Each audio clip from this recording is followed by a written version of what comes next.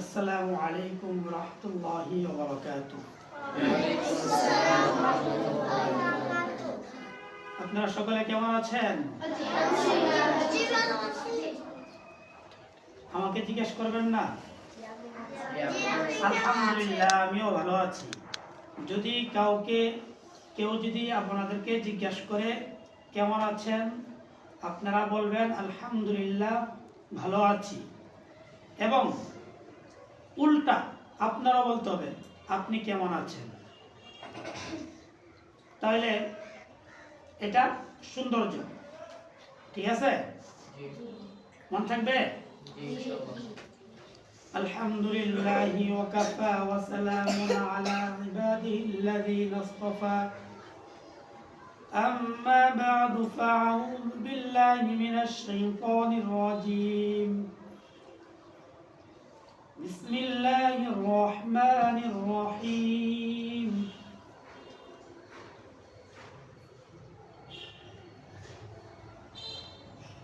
ورتل القرآن ترتيلا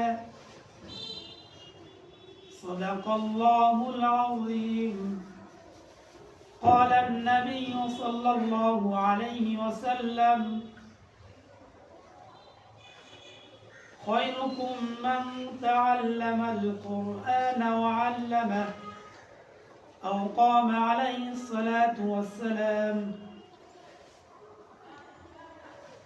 আলহামদুলিল্লাহ, সকলেই এসে গেছেন। এখনো যারা বাকি আছেন তাড়াতাড়ি চলে আসুন। এখন যেই কথাটা বলবো আমি আপনাদেরকে, সেটা হলো আমরা যে খাবার খাই, খাবার খাওয়ার কিছু পদ্ধতি আমরা প্রায় সময় আলোচনা করে থাকি এবং মানি, কিন্তু মাঝে মধ্যে আমরা কি করি, ভুলে যাই। এখন এটাই স্বাভাবিক, ভুলাটাই কি স্বাভাবিক। এজন্য একটা বিষয় বারবার কি করতে হবে, আলোচনা করতে হবে, বারবার ওয়াজ করতে হবে। সকলেই আমার মুখের দিকে তাকিয়ে থাকেন, কেউ মুখে হাত দিবেন না, নখ কামড়াবেন না। এইগুলো অভ্যাস ভালো না, এটাকে বলা হয় বদ অভ্যাস। কি বলা হয়? বদ অভ্যাস। এখন খাবারের সময় খাবার সামনে আসলে একটা দোয়া আছে। খাবার আগে দায়িত্ব কি? দস্তরখান বিছানো, দস্তরখানা বিছানো। আর এই দস্তরখানা কেন দেওয়া হয়? জুতা ফেলানোর জন্য দস্তরখানা দেওয়া হয় না। দস্তরখানা কি কেন দেওয়া হয়? যে কিছু পড়লে যেন এটা তুইলে আবার খাওয়া যায়, ঠিক আছে? সেই জন্য দস্তরখানা দেওয়া। এবং দস্তরখানা বিছায়া খাবার খাওয়া কি সুন্নত? কি সুন্নত? তাহলে একটা সুন্নত পালন করা কিন্তু অনেক সওয়াব। কতজন শহীদের সওয়াব পাওয়া যায় একটা সুন্নত পালন করলে? আমরা তো সকলে দোয়া করি আমরা যেন শহীদ হতে পারি আল্লাহর রাস্তায়, কিন্তু আমরা তো সহজে শহীদ হব না। হব? সম্ভাবনা তেমন নাই। কেন নাই? যখন জিহাদে ডাকা আসবে তখন কোনো জিহাদ চাই, জিহাদের সময় আমি নাই। আপনার যখন জজবা উঠবে তখন আপনি জিহাদের জন্য প্রস্তুতি নেবেন, কিন্তু আপনার মা বাবা ফোন দিয়ে বলবে, হুজুর সাবধান, আমার সন্তানকে নিয়ে যাবেন না, কোনো আন্দোলনে যাবেন না, কোনো জিহাদে যাবেন না, আমার সন্তানকে নিয়ে। আমার একটাই সন্তান, ওটা চলে গেলে আমি কি নিয়ে বাঁচবো? তার মানে বোঝা গেল সন্তান থাকলে বাঁচবে, না হলে বাঁচবে না। আসলে কি এমনটা? যার যখন মৃত্যু আছে তখনই হবে, একদিন আগে হবে না, একদিন পরেও হবে না। আসেন মূল কথায় আসি। তাহলে খাবারের সময় দস্তরখান বিছিয়ে খাওয়া, এটা হলো সুন্নাত। তারপর কিছু পড়লে এটা তুইলা খাওয়া, ফালায় দেওয়া না। জুতা ফালানোর জন্য আলাদা বন প্লেট লাগে, দস্তরখানা না। এখন এই খাবার সামনে আসলে একটা দোয়া পড়তে হয়, তারপরে খাবারের শুরুতে একটা দোয়া পড়তে হয়, খাবারের মাঝখানে দোয়া পড়তে হয়, খাবারের লাস্টেও দোয়া পড়তে হয়। জানেন না এটা? আচ্ছা, অনেকে মাঝে মাঝে বিসমিল্লাহ ছাড়াই খাওয়া শুরু করেন নাকি? হয়, মাঝে মাঝে এরকম সবারই হয়। তাই খুব খেয়াল করে দোয়াগুলো আদায় করতে হবে। যখন আপনি যে কোনো দোয়া আস্তে আস্তে যখন আপনি চালু করবেন, যখন এটা আমল হয়ে যাবে, তখন অটোমেটিকলি আপনার এটা চলে আসবে। আপনি খাবার বসলে, আপনি খাবার সামনে আসলে আপনার দোয়া চলে আসবে মুখ দিয়ে। খাবার শুরু করলে আপনার মুখ দিয়ে দোয়া বের হয়ে যাবে।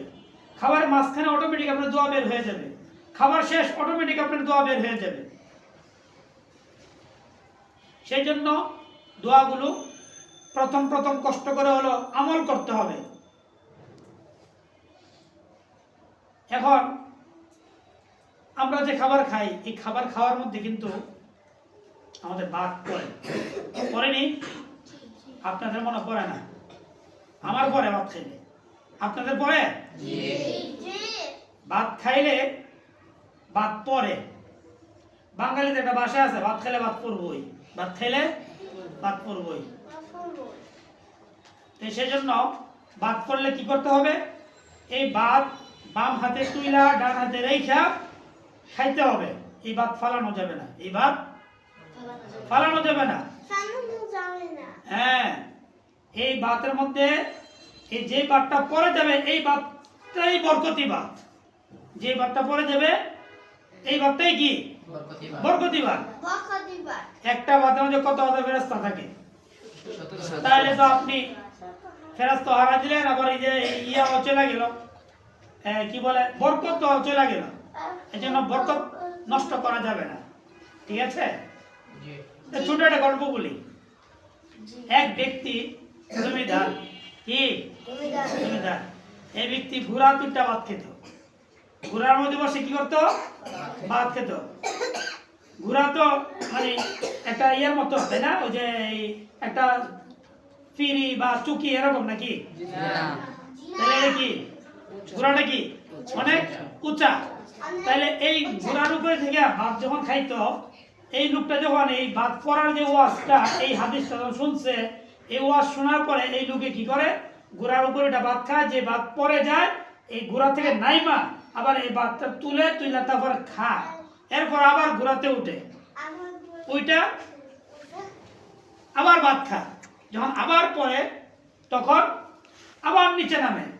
তাহলে এই ব্যক্তিরা যে ঘোড়ার উপরে ওইটা ভাত খাচ্ছে এবং পরে যাচ্ছে, আবার নিচে নামতেছে, ভাত তুলে আবার উঠতেছে, খাইতেছে, তার জন্য কি কষ্ট হচ্ছে না? অবশ্যই কষ্ট হচ্ছে। তাহলে আমি আপনি কি ঘোড়ার উপরে ওইটা ভাত খাই? আমরা কোথায় খাই ভাত? নিচে বসে, দস্তরখানা বিছিয়ে তারপর নিচে বসে আমরা ভাত খাই, তাই না? তাহলে আমাদের জন্য কি ঘোড়াওয়ালার ব্যক্তিদের মতো কষ্ট হবে? আমাদের কষ্ট আর কম না? তাহলে আজকের পর থেকে এই খাবারের যে বিষয়টা বললাম, যদি একটা ভাত পড়ে, তাহলে এই ভাত তুইলা কে কে খাবেন না? হাত তুলেন।